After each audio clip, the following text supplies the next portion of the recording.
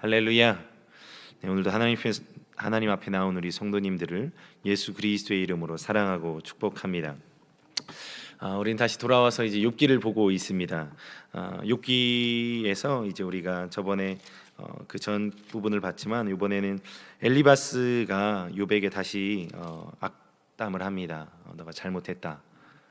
너가 하나님 앞에 잘못했고 네가 죄를 지었다. 너는 근데 왜 이렇게 완악하게 하냐? 그렇게 하면 하나님께서 이러한 질병들을 이러한 정말 결과를 하나님께 초래하게 하실 것이다. 너 회개하고 돌아와라. 너가 죄인이 돼 왜 자꾸 목을 곧게 해서 교만하게 하느냐? 이렇게 다시 악담을 퍼붓습니다.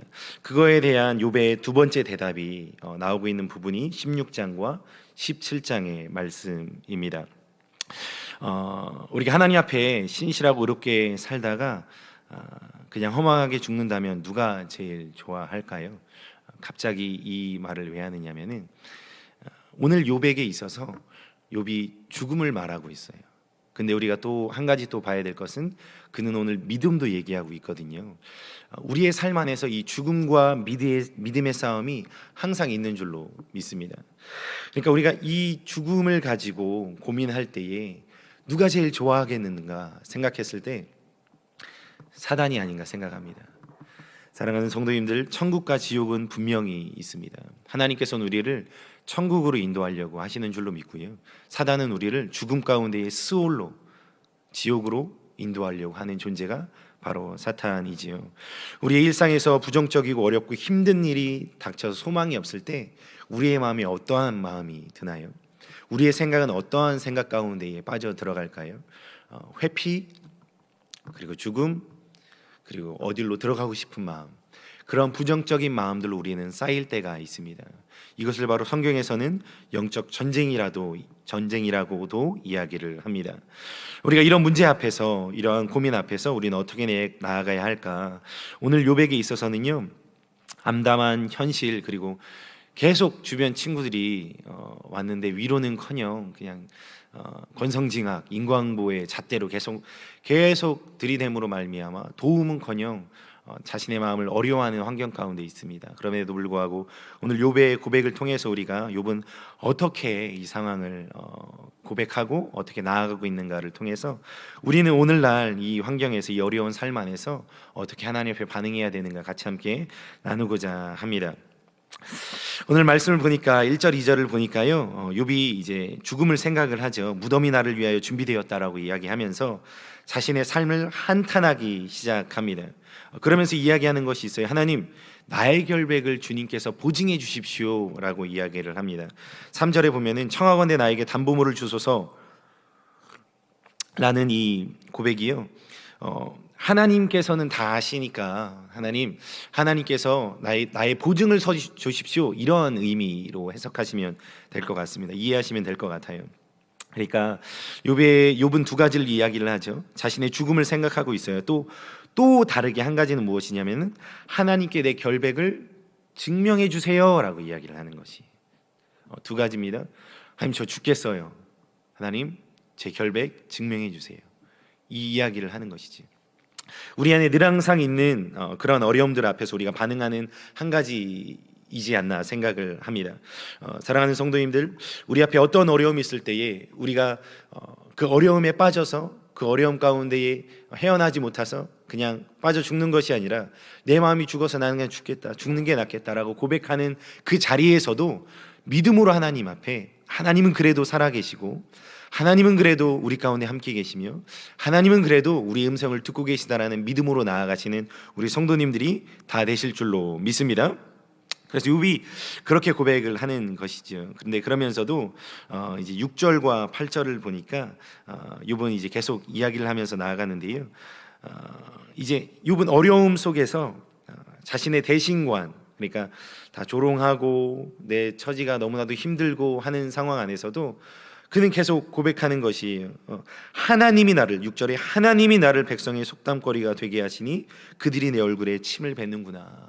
이 모든 것들이 하나님으로부터 왔다. 이 모든 어려움들이 하나님으로부터 왔다라는 것을 분명히 고백을 해요. 그에게 있어서는 모든 환경이 하나님으로부터 주어졌다라는 인식이 분명합니다. 어려움이 왔다 그래서 하나님 없어. 이런 하나님 내가 믿지 않겠어. 이게 어떻게 살아계신 하나님인가? 하나님이 살아계시다면 이런 일은 도저히 일어날 수 없을 거야. 내가 믿던 하나님이, 내가 알던 하나님이 없는 분이시구나. 이렇게 해서 버려두는 것이 아니라요, 정말 처참하고 형언할 수도 없는 상황이잖아요. 그런데 그런 상황에서도 불구하고 하나님께서 이걸 주셨다라는 그 생각은, 그 믿음은 버리지를 않습니다. 쉽게 말해서 하나님 원망하고 이건 하나님도 아니야, 이렇게 얘기할 수 있는 충분한 상황 안에서도 욥은 하나님이 저에게 이 환경을 주셨잖아요, 하나님께서 이 환경 가운데에 다 보고 계시잖아요 라는 고백을 계속하는 것이에요. 왜 그래요?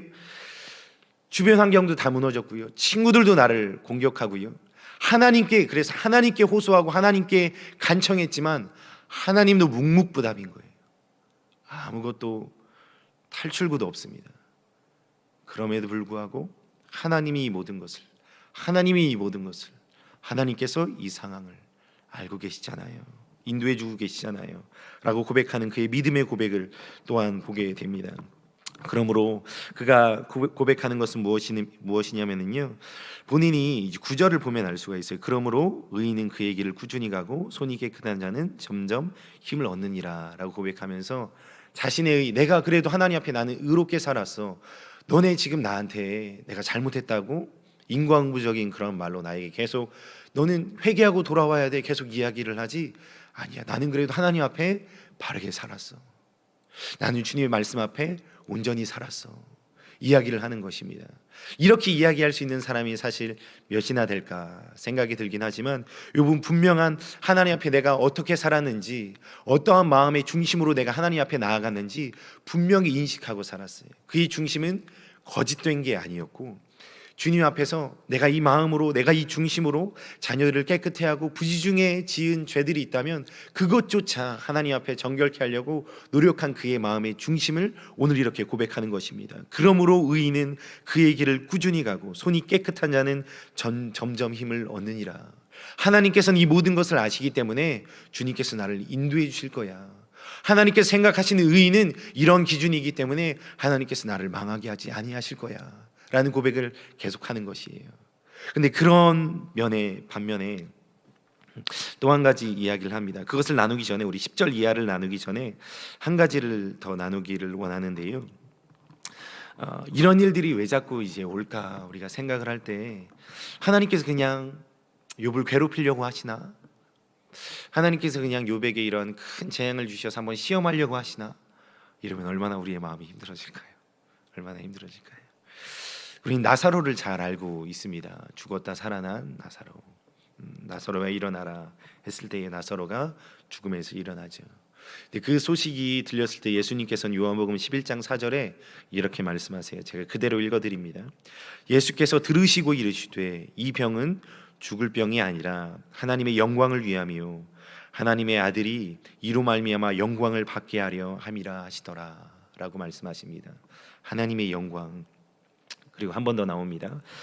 나서부터 맹인된 자에게 제자들이 묻습니다. 하나님, 이 사람은 어떠한 죄 때문에 이렇게 나서부터 맹인이 되었습니까?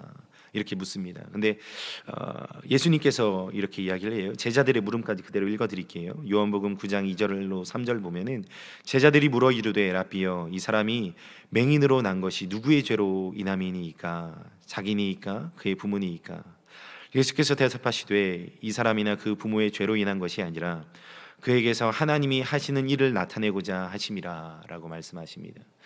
우리가 어려움을 만날 때는 물론 우리의 죄로 인해서 오는 어려움이 있을 수 있습니다. 우리의 죄 가운데에 내가 죄 가운데 빠져서 내가 욕심을 부리고 어떠한 죄의 속성을 가지고 살아갈 때에 분명히 오는 것들이 있을 거예요. 그런데 우리가 반면에 또 생각해야 될 것은 하나님의 뜻이 어디 있는가를 발견해야 됩니다.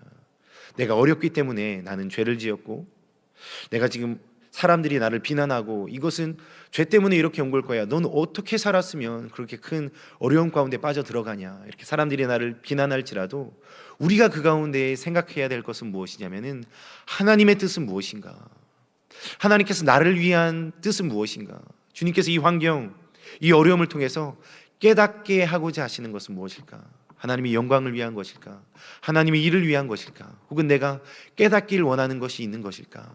라는 그러한 관점으로 우리가 이해하고 질문하고 하나님 앞에 기도로 나아가야 되는 줄로 믿습니다. 우리의 일어나는 모든 것들 하나님의 섭리가 있는 줄로 믿어요. 왜냐하면 하나님께서는 우리를 사랑하시기 때문이에요. 그 사랑의 속성으로 인하여서 너 그냥 아파야 돼 라는 기준으로 하나님께서 우리에게 다가오지 않는다는 것이죠.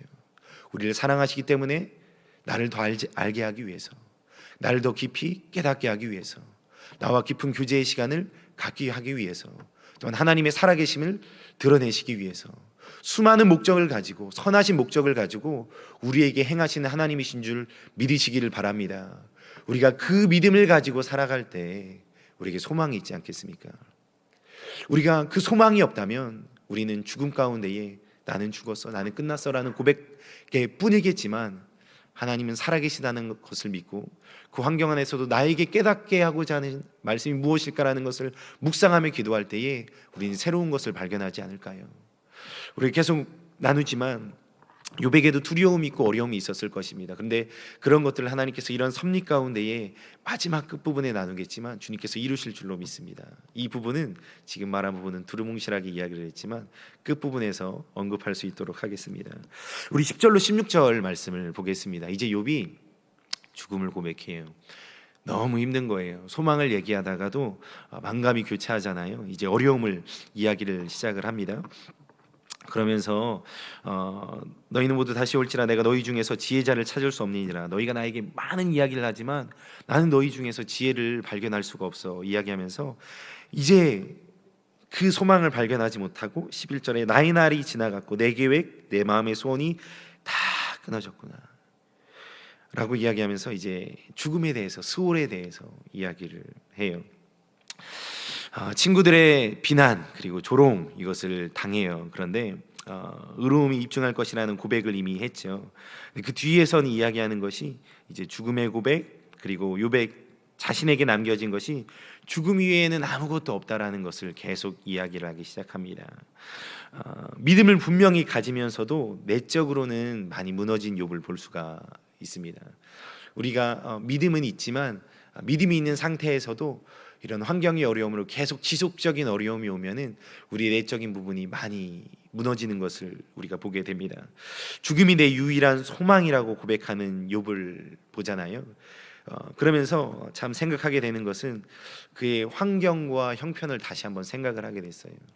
그의 가정이 처참하게 무너졌고 그의 소유를 다 잃어버렸으며 그가 믿던 새 친구는 그래도 일주일 동안 머리에 젤을 쓰고 아무 말 없이 본인과 함께 있어줬는데 입을 열기 시작하니까 나를 공격하고 나를 힐난하고 위로는커녕 너는 죄인이다, 너가 어떻게 그렇게 살았길래 너가 지금 이러한 죄가 오느냐, 하나님께서는 죄인의 죄를 다 알고 계신다, 그래서 그것을 다 갚아주신다, 너 죄인이잖아 이야기하면서 자신의 마음을 막 찢어 갈기고 자신의 자녀도 그 전에 자신의 자녀도 빌닷도 니네 자녀도 죄지어서 죽은 거 아니냐 이렇게 이야기하면서 마음이란 마음을 다 찢어놓고 소망이란 소망은 다 찢어놓는 그 환경 가운데 욥이 얼마나 힘들까, 낙심하게 될까. 그리고 또 아무 소망이 세상에 없으니까 하나님께 하나님 응답해 주십시오. 하나님께서 다 아시잖아요. 고백을 해서 하나님은 묵묵부답인 그 환경에서 욥이 죽음밖에 지금 볼 수 없는 이 상황이구나라는 것을 다시 한번 보고 공감하게 됩니다. 그러면서도 우리가 기억해야 될 것은 욥이 그래도 하나님을 계속 기억하면서 고백하고 있다는 것을 우리는 바라봐야 될 줄로 믿습니다. 우리는 어떠한 형편에 계신가요? 이럴 때일수록 나를 향한 하나님의 믿음을 선포하며 나아가야 되는 줄로 믿습니다. 우린 연약한 존재예요. 그런데 그 연약함을 하나님께서 아신다라는 것. 우리는 부족한 존재이고 우리의 상황과 형편들은 날마다 어려움 가운데 처하게 될 것입니다. 근데 그 어려움을 통해서 나는 그냥 어려워? 내가 그냥 죽어야겠다. 내가 그냥 힘드니까 나는 피해버려야겠다. 이걸 그냥 내려놔 버려야겠다. 그런 마음으로 우리가 나아가는 것이 아니라 그 환경에서도 하나님의 뜻은 무엇일까? 내가 하나님께 어떻게 나아가길 원하시는 것일까? 하나님께서 나에게 바라시는 것은 무엇일까? 꾸준히 하나님 앞에 물으면서 씨름하면서 주님의 뜻을 이루고 하나님의 마음을 깊이 깨달으며 주님의 살아계심을 경험하시는 우리 성도님들이 다 되시기를 예수 그리스도의 이름으로 축복합니다.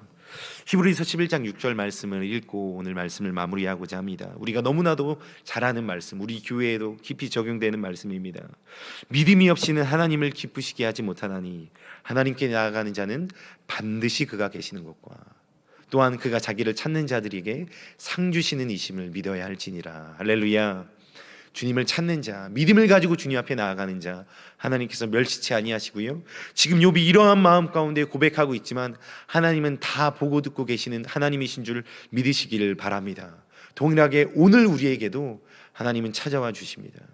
동일하게 오늘 우리에게도 우리의 마음을 아시고 우리의 형편, 사람들은 몰라주고 사람들은 공감해 주지 않지만 오직 하나님께 고백할 때에 내가 다 한다, 내가 너와 함께하고 있다 고백하시는 이 하나님이신 줄 믿으시기를 바라며 그 하나님께 나아가 오늘 하루도 승리하시는 우리 성도님들이 다 되시기를 예수 그리스도의 이름으로 축복합니다.